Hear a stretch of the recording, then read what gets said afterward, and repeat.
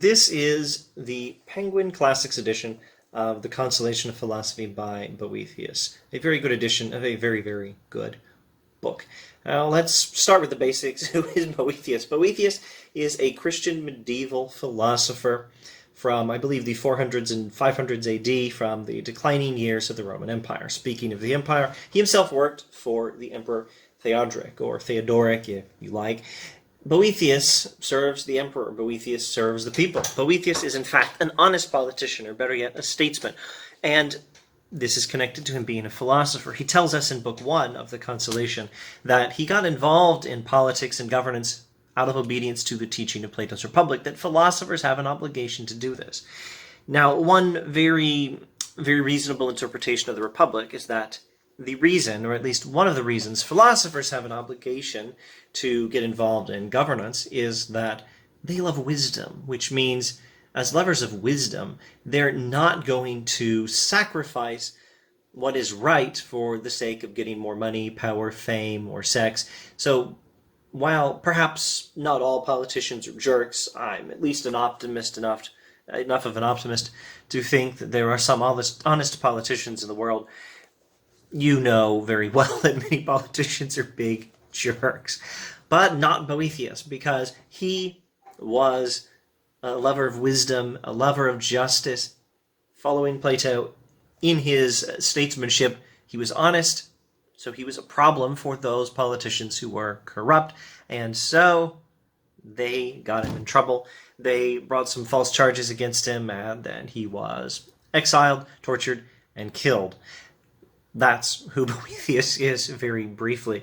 And Boethius, did I mention, is a Christian philosopher, very much a follower of Augustine. Now, the Consolation of Philosophy is a partially fictionalized autobiography. In this book, he dramatizes how the insights of philosophy had comforted him in these troubles near the end of his life, during his imprisonment, or at least his exile. He remembered the insights of philosophy, and they were a great comfort to him in his troubles. Now, the insights of philosophy are what the book is about. It's called The Consolation of Philosophy. C.S. Lewis' point is that the title is important. So there's not a lot of explicit Christianity in this book. I say this is a Christian philosopher we're talking about here, but at the same time, it doesn't appear to be on the surface a very Christian book. C.S. Lewis' point is, well, just look at the title. It's the Consolation of Philosophy, not the Consolation of Theology. It's not Bible commentary. It's commentary on life, drawing from the insights of the philosophers. But as I understand the book, there's still tons of Christianity in it, at least if Augustine's thought is Christian.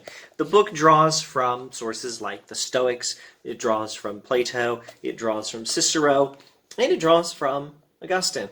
This book is a profoundly Augustinian text. Now, let's go over the book in a little more detail. The book is a partially fictionalized autobiography, or a dramatization of an episode in Boethius' life. This is what happens after he's in trouble, after he's exiled, and shortly before he's tortured and killed. And in his troubles, he is initially very depressed about it all, and then he recalls the insights of philosophy, and they comfort him. They remind him of the meaning of life, of what life is really all about, and they direct him towards true happiness. And again, in a very Augustinian fashion. So let's look at Book 1. In Book 1, the cover of this book does a great job capturing a lot of the content. It's actually an old painting inspired by the Consolation. Boethius, if you can see the image well, Boethius is the depressed person off to the side. Boethius is miserable. At the beginning of the book, in the first scene, he is literally writing poetry about how depressed he is. And then philosophy shows up. Philosophy shows up in the form of a woman, and she's the one instructing him, and she talks to him for the length of the whole book, and reminds him of the purpose of life and the nature of a human being, and redirects his desires towards God and makes him happy. She restores his happiness by reminding him of wisdom. That's what the book is about. Perhaps we should do this in some detail.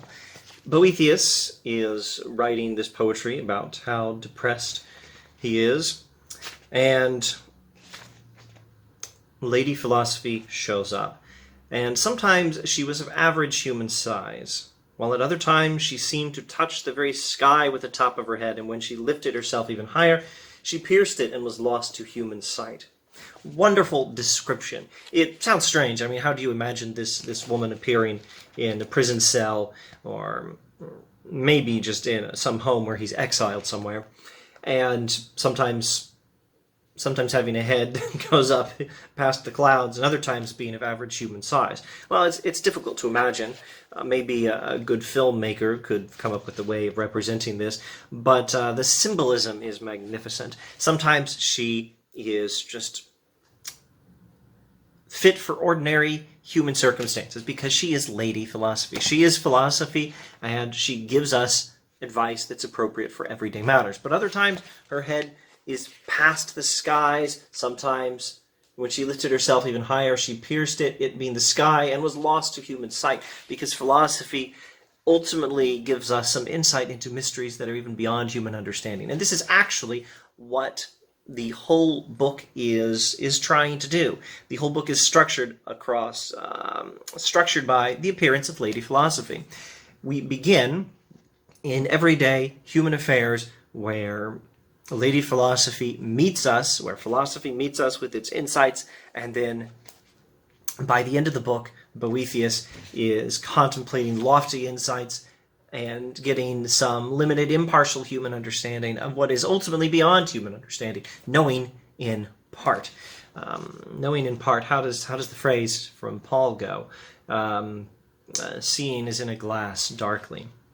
Okay, so on her dress, we have the embroidered Greek letter pi on the lower hem, and on the upper hem, the Greek letter theta, representing the practice and theory that are both the province of philosophy. Again, it's the same image of the ascent, the philosophical ascent, the ascent in wisdom, the ascent in the ordering of our lives.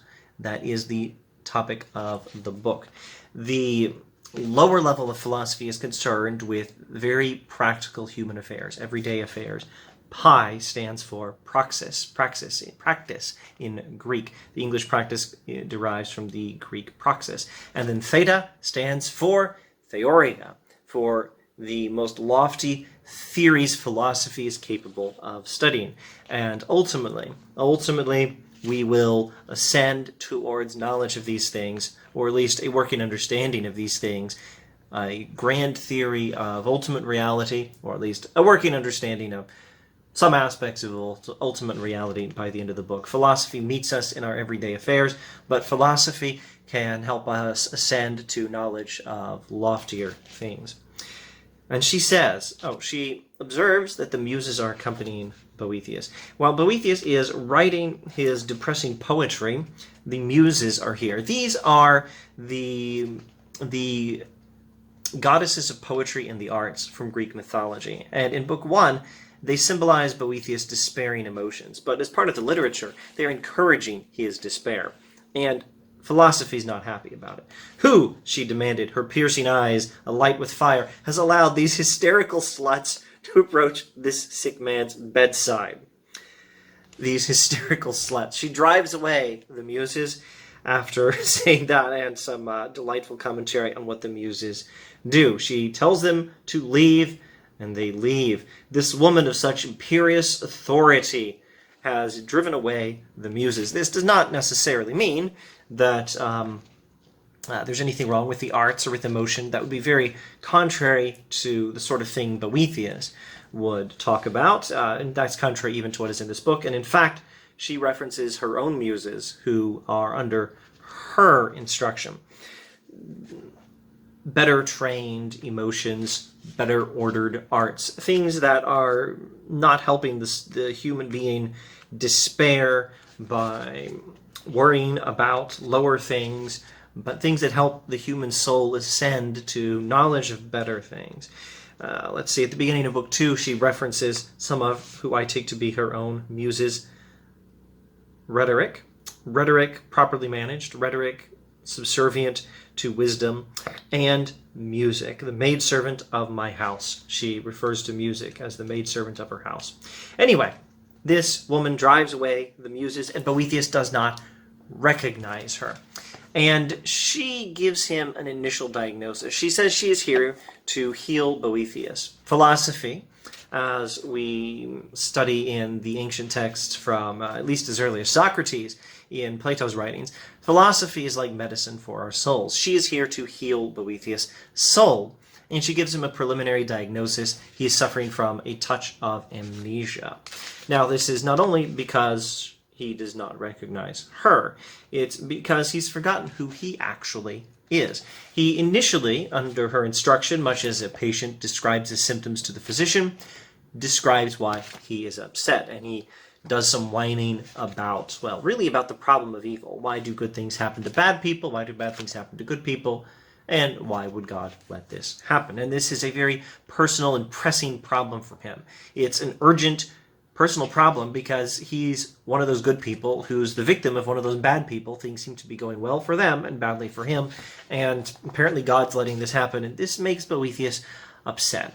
He says it is, if memory serves, I believe there's a phrase, at least in this translation, where he says something along the lines of, it is nothing short of monstrous that, there we go, nothing short of monstrous, page 12 in this edition, nothing short of monstrous that God should look on while every criminal is allowed to achieve his purpose against the innocent. The problem of evil is his problem, and philosophy says she will treat his wounded soul, beginning with gentler medicines.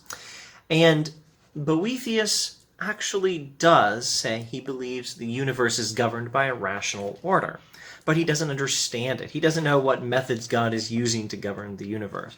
And philosophy, Lady Philosophy, says Boethius' true problem is that he has forgotten his true nature.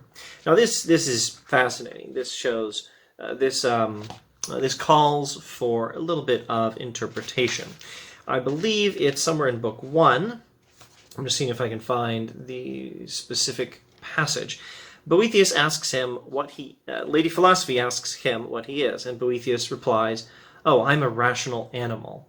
That's the old philosophical definition, something you'd find in Aristotle. The definition of a human being is a rational animal. And she says, okay, is that it?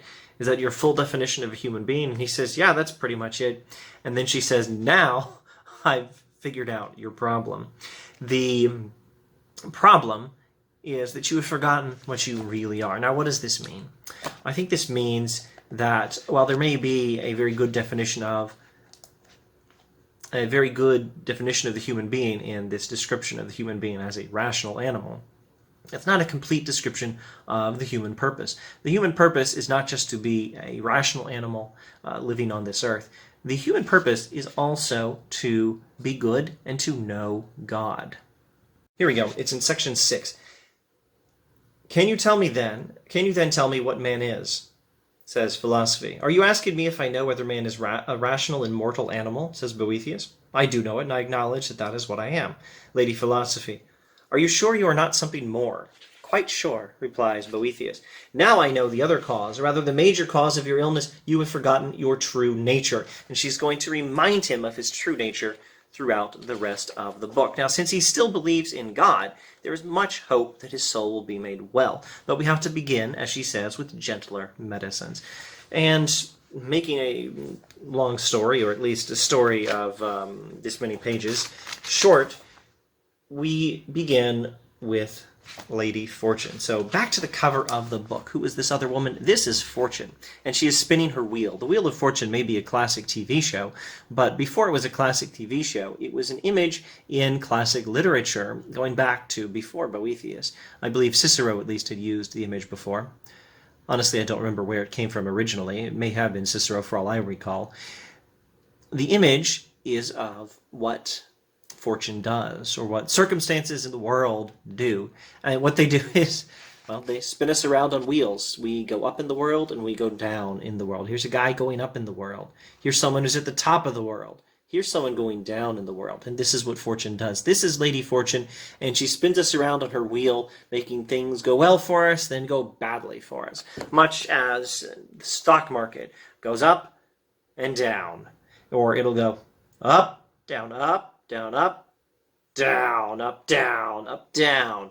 That's what the stock market does. That's how things in the world go.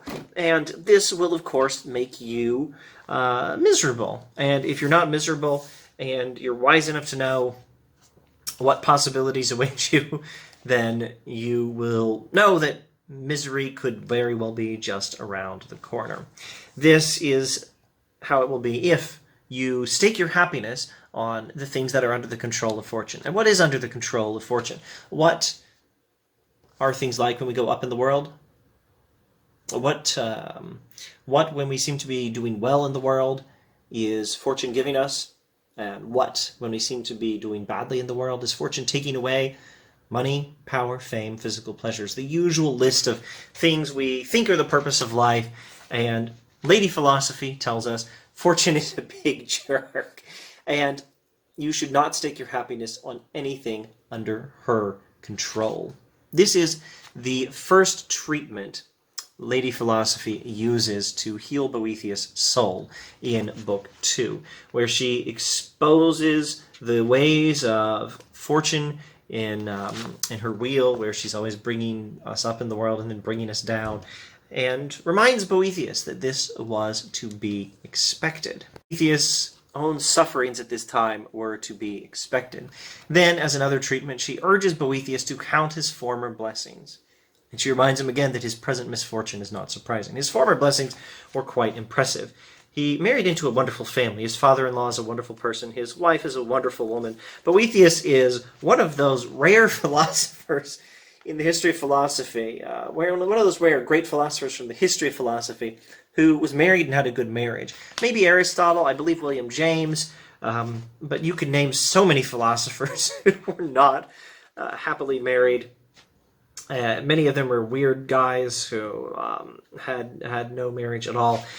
Boethius had a good marriage, and he had 2 sons who had done wonderful things. He was very proud of his sons.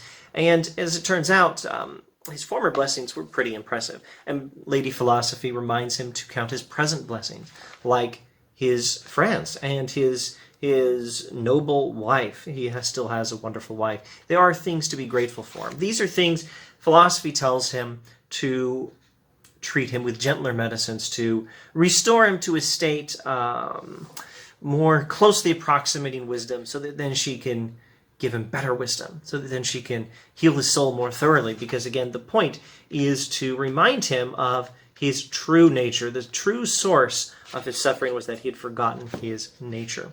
If I've not already said this, and at the risk of doing things out of order, his true nature is he is a rational and mortal animal, but his purpose is also to be good and to know God.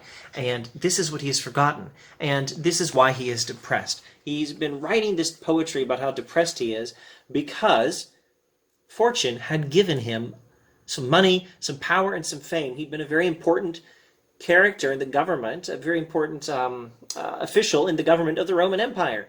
And then fortune had taken it all away.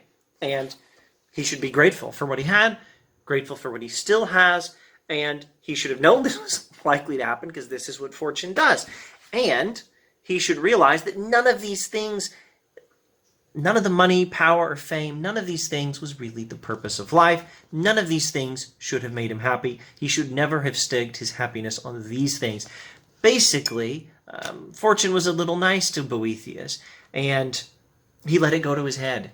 He's supposed to value morality and God, and instead, he'd been valuing money, power, and fame. Silly fellow. She's reminding him of the purpose of life. And in the 4th treatment, this, I believe, is still in Book 2. Let me just check that. Chapters 5, 6, and 7, according to my notes. Yes, Book 2, chapters 5, 6, and 7. She gives him some delightful arguments against the value of wealth and possessions, against the value of power, against the value of fame. There are many arguments in this passage that come up. Many of them come up repeatedly. Here is a short version of some of the arguments that come up repeatedly. Whatever passes away and cannot be held on to is not a proper object of desire. Money, power, and fame pass away. They cannot be held on to, so they are not the proper objects of desire. Another argument, whatever good people and bad people alike share, whatever good people have and bad people also have, probably doesn't have any intrinsic value. Money, power, and fame are things that good people have and bad people have. So money, power, and fame don't have any intrinsic value. Or we could just put this argument into more terms that seem a bit less philosophical. Let's put it this way. Think of the biggest jerk you can think of. Think of Emperor Nero, Emperor Caligula. Think of, in fiction, Thanos. Think of some big, bad jerk, some corrupt dictator, or some evil Roman emperor, or someone from fiction, perhaps like Thanos from Marvel's Cinematic Universe. Do these guys have money? Do they have power? Do they have fame? Yes. So probably these things are not really the purpose of life. Do you really think the purpose of your life is to have the money, power, and fame that Thanos and Emperor Nero have? If you think that what those guys have mastered is the purpose of life, you're probably missing something important. And Book 2, Lady Philosophy tells us that when Lady Fortune makes you go down in the world, that can actually be a good thing. That can be a gift, because it tells you what is really valuable. And it can reveal, in fact, it can reveal your true friends. In my copy of the book, I believe, I guess it was my older copy, you have really found the most precious of all riches, friends who are true friends. In an older copy of this book I used to read from, I think it was also Penguin Edition, the movie It's a Wonderful Life was referenced in my marginalia. I scribbled a reference to the end of the movie It's a Wonderful Life. George Bailey is the richest man in town. Is it because a bunch of people brought him some money to help him in his crisis? No, I think it was because he'd found a bunch of true friends. I think that's why George Bailey was the richest man in town. And that brings us to Book 3. Now, the point of Consolation of Philosophy is to heal Boethius' soul. He has been depressed and literally writing poetry about how depressed he is because he'd been given a lot of money, power, fame. He'd been successful. He seemed to be doing well in the world, and then fortune, bad fortune, although all fortune is bad in a sense, came and took it all away, and so he was depressed. He let it go to his head. He thought the purpose of life was this worldly success he'd been given some measure of. Now he's depressed that it's been taken away. But what's really going on is he'd been distracted by the things of the world, and he now has a chance to recover a more reasonable understanding of the purpose of life and a true happiness. So philosophy shows up in his misfortune and recalls him to these higher goods. What higher goods? Well, the soul and God. This is, again, a deeply Augustinian book, and it's in the tradition of philosophical assent. In the grand tradition of philosophical assent literature, the protagonist will turn inward and then upward. The protagonist, at least this is how it usually goes, the protagonist will turn inward and realize that the soul is more important than things of the world, things under the control of Lady Fortune, money, power, fame, physical pleasures, that sort of thing. Then later the protagonist will turn upward and realize that God is the most important of all. Or he will turn inward and realize the soul is important and virtue is the purpose of life, and then he'll turn upward and realize God is even more important. He'll turn inward and realize the soul is a good thing. He'll turn upward and realize God is an even more good thing. God is the greatest good. The inward turn is the subject of Book 3. And for rather a lot of Book 3, chapters 1 through 7 or so, Boethius and Lady Philosophy talk about, again, things external, things outside of the soul, things like money, power, fame, physical pleasures.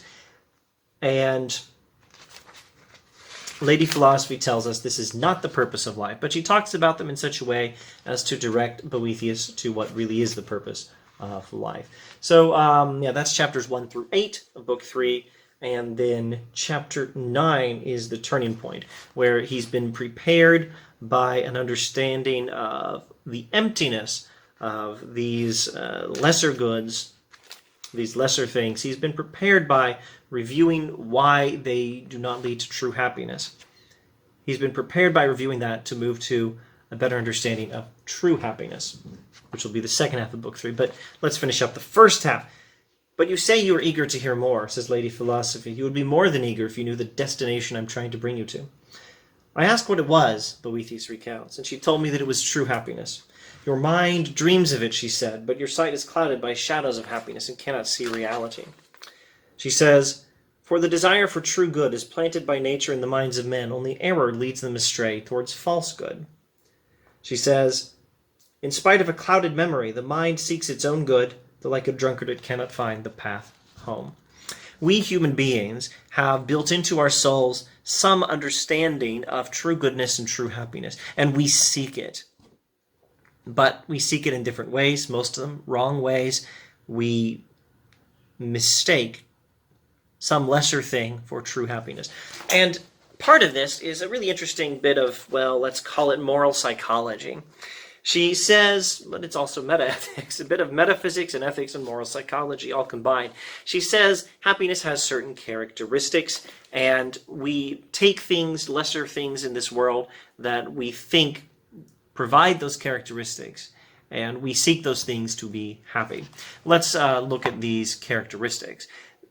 Happiness, true good, has self-sufficiency, it has respect, it has power, it has fame, and it has happiness. Now, let's clarify these terms just a bit. True good or true happiness involves self-sufficiency. It involves respect, because we respect true goodness and true happiness. It involves power in the sense of stability or invulnerability. The ability to have and to continue to have and to hold, to have and to retain true goodness. That's the power that true happiness involves. And fame. Fame to be understood not in an empty sense, but a recognition of what is genuinely good. That's the sort of fame that happiness involves. True happiness, true goodness will be recognized as such. That's what we're talking about. And, of course, happiness is happiness. But what do we do? Where we understand that true happiness would be self-sufficient, we think, self-sufficiency. I'll have that if I have money. And so we pursue money, thinking money will give us self-sufficiency, which will make us happy. We think, happiness would be respected. True goodness is respected. Therefore, if I can achieve respect, I'll be happy. Therefore, what I need is power in this world. I need high office. I need to be king, president, senator. I need to be a CEO, and this will give me the respect I need, which will make me happy. We seek power over others. We seek political power, thinking this will give us stability or invulnerability. This will give us the ability to have and to cling to what is good. We think, happiness would be recognized by people as being happy. Goodness would be recognized as good. Therefore, I need to be recognized. And so, in place of the true fame, the true recognition of the genuine goodness of true happiness, we seek empty fame. We seek popularity. We seek celebrity. We seek for lots of people to think, oh, you're cool. We seek for lots of likes on Facebook. We seek for lots of Twitter followers. We seek for upvotes in social media, We think this is the sort of thing that will make us happy. And, of course, in place of happiness, we pursue physical pleasures. All of these are not right. You're supposed to seek the one true happiness, one, whole, undivided, which includes all of these characteristics. But we seek just one of these characteristics in some shadow of it. We seek money for self-sufficiency. Philosophy explains it doesn't work. Money does not make us self-sufficient. We seek high office, thinking it will give us respect, but it doesn't actually work. We seek political power, thinking that it will give us power in the proper sense, the ability to have and to retain what is good, but political power doesn't work that way. We seek true fame. We seek the fame that true happiness and true goodness would have. It would be recognized as good, and so we seek to be recognized, but fame in this sense is weak and empty. When fame is justly conferred on someone, it's virtue that makes that person's fame just. So the real value is the virtue, not the fame. We pursue bodily pleasures, thinking there will get happiness, but the pursuit of bodily pleasures can only confer small and fleeting pleasure, and typically involves a lot of pain as well. So none of these things give us happiness, but they prepare us for happiness. Now, Book 3, Chapter 9 is the inward turn. Now, Lady Philosophy begins to show what true happiness is like. Boethius says, I do indeed see that sufficiency has nothing to do with riches, or power with kingship, respect with honors, glory with fame, or happiness with pleasures. But have you grasped the reasons for this, says Lady Philosophy? I think I can see a glimmer of them, but I would like to learn of them more clearly from you. Lady Philosophy replies, the reason is very clear. That which is one and undivided is mistakenly subdivided and removed by men from the state of truth and perfection to a state of falseness and imperfection. True happiness, true goodness is one unified whole. We try to divide it up into its different characteristics, its different aspects, and pursue one of those aspects by itself. For example, true goodness is self-sufficient, so we aim for money to achieve self-sufficiency. But in fact, we should be seeking all of these things together. And where do they all come together? Where do you find self-sufficiency, power, respect, power in the proper sense of the term, fame in the proper sense of the term? Where do you find happiness? Where do you find all of these things unified? It's in virtue. Virtue is a state of unity, perfection, and completion. It is worth desiring. It is worth seeking. Unlike these false sources of happiness, virtue is worth having. Virtue is the state of being virtuous is the state of having full happiness. Now, actually, I may have misspoken just a bit not so long ago. I believe I told you the inward turn comes later. Book 3 is, I told you the upward turn comes later. Book 3 is the inward turn, and the upward turn will come later. In fact, the upward turn also comes in Book 3. In Book 3, Chapter 9, we have this inward turn towards the soul, and then we immediately have the upward turn towards God, because true goodness does involve virtue. But in fact, virtue depends on God. This is, again, where this book seems to me to be a profoundly Augustinian text. It is the consolation of philosophy, but this is very much Christian philosophy. Virtue is important. The philosophers can teach us this, but God, the author of all things, is good, says Lady Philosophy in chapter 10 of Book 3. The first question to ask is, I think, whether any good of the kind I defined a moment ago can exist in the natural world. The answer is no. God is this true good. The supreme God is to the highest degree filled with supreme and perfect goodness. It follows that true happiness is to be found in the supreme God. And in fact, to summarize some of this, true goodness and true happiness are the same thing. And ultimately, the greatest good and the greatest happiness is God. And human happiness involves knowing God. And this is, true human happiness is the state of virtue. So we turn inward. We understand the soul matters more than these things under the control of fortune. Boethius can stop being depressed, and he can return to understanding that the purpose of life is to be good, to be morally good, and that this matters more than money, power, fame, physical pleasures. But this itself leads us in turn to God, because virtue is not an independent state. Virtue in human beings is a dependent state. Virtue depends on God. Human virtue depends on, the goodness for humans depends on God, the ultimate good. Happiness is to be found in knowing God. We may safely conclude then that God is to be found in goodness itself and nowhere else. Happiness. God and happiness are one and the same thing. And to be happy, we must know this God. Happiness involves imitating the goodness of God and knowing the goodness of God. Here's a summary of what we learn from Book 3. We pursue things like money, power, fame, physical pleasures, those things under the control of Lady Fortune. We pursue these things because we think that in them we can find self-sufficiency, respect, power, fame, and happiness. We cannot find them there. We cannot find them in anything of this world. We can find them in God, and so we should pursue God.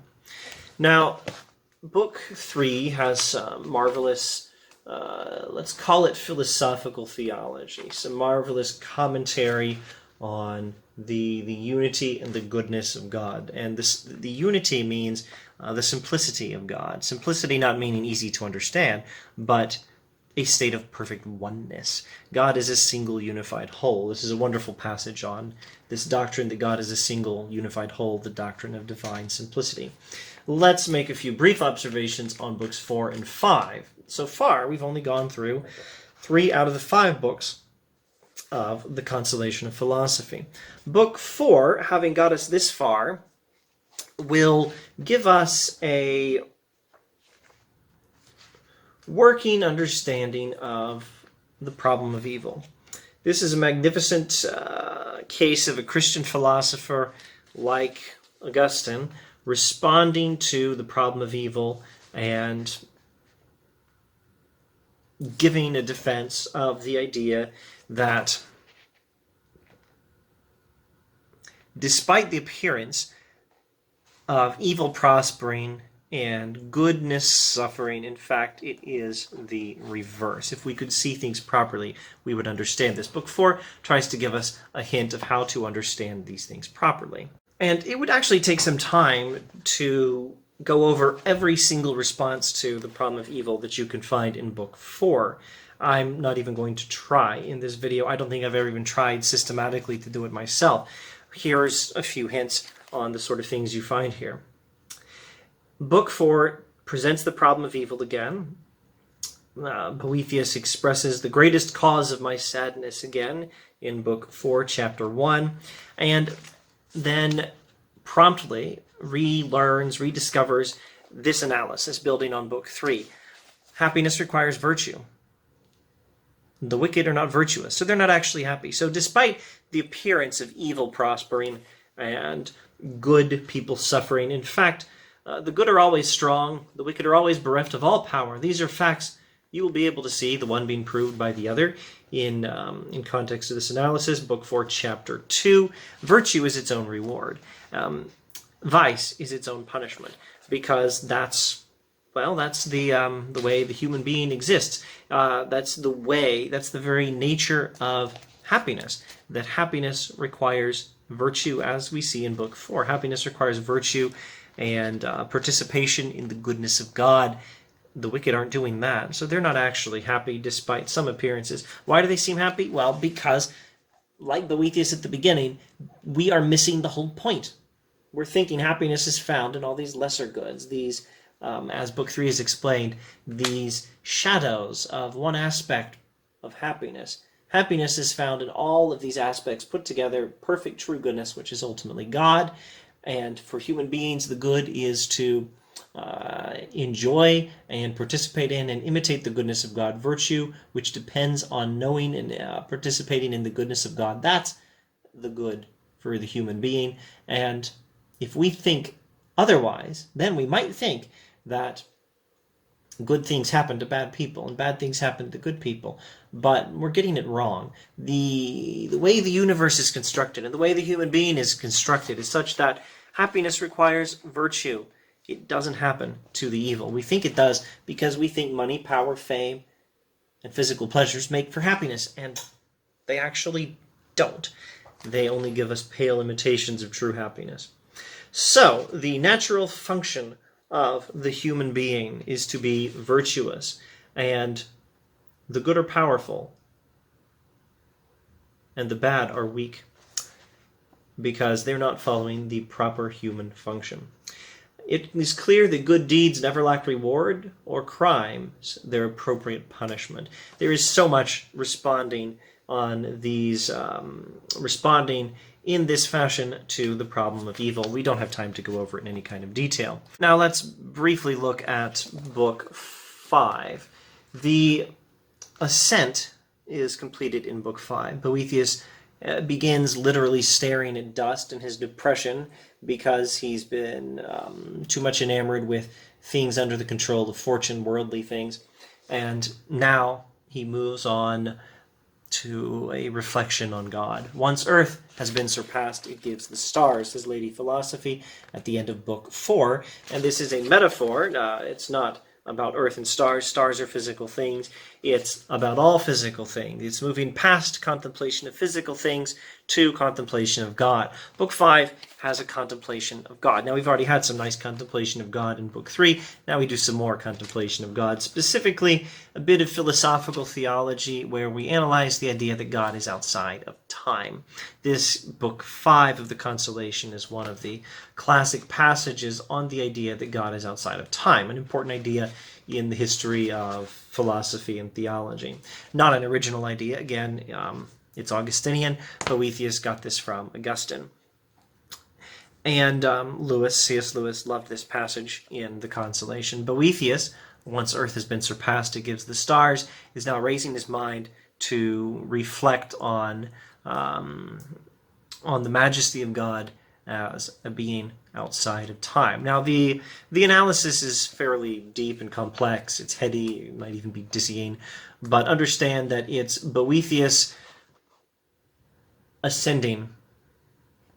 Philosophy is leading him well past everyday affairs and helping him ascend to knowledge of God. The ascent and the healing of his soul is largely completed at this point.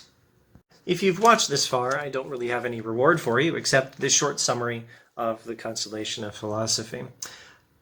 Book 1. What have we learned? We've learned that in Book 1, philosophy appears, Boethius makes his complaint, and she makes her diagnosis. In Book 2, we're advised not to love finite and fleeting things. Don't desire things all out of order. Don't worship fortune or anything under her control. Get your love for this world straightened out. Book 3, we consider the nature of happiness. We review why things of this world do not give us happiness. We are told that happiness is a unified thing, and we are told to seek it in a unified way. We are told that virtue as a participation in the goodness of God is what is necessary for happiness, and we reflect on the goodness of God and on the oneness of God. Book 4, we use what we have learned to respond to the problem of evil. Also, I didn't go over this before, but in Book 4, we also have an interesting analysis of Lady Fortune and why actually she and all her fickleness actually serves God's higher order. Book 5, speaking of God and higher order, we talk about freedom. We talk about time. We reflect on the fact that God is outside of time. Boethius gives his magnificent analysis of this. And in short, Boethius contemplates God. Boethius has ascended from the affairs of this world where he was staring in dust, mourning the loss of worldly goods, fortune had taken away from him. Now he's happily contemplating God. He had been deceived by good fortune. And so when he had some bad fortune, he was again deceived and he was miserable. And in order for him to ascend to happiness and to contemplation of God, philosophy has to teach him how rightly to understand the affairs of this world so that he can then again contemplate the things of God. He has to understand what is really of value. He has to rediscover the purpose of the human being, which is to be virtuous by knowing God. The ascent describes a reordering of Boethius' loves. Boethius' soul is healed by the redirection of his heart towards the love of God. The ascent follows a progression from outer, inner, and upper, from outer to inner to upper, or an inward turn and an upward turn, away from the things of this world in Book 3, and then up towards God, away from the things of this world to the soul, and then from the soul to God. And the whole thing culminates in a discussion of philosophical theology, where Boethius' soul is largely healed, perhaps not entirely, because when does that ever happen before death? That's an issue I'm not touching in this video. Boethius' soul is healed, and he is happy in the contemplation of God at the end of the book.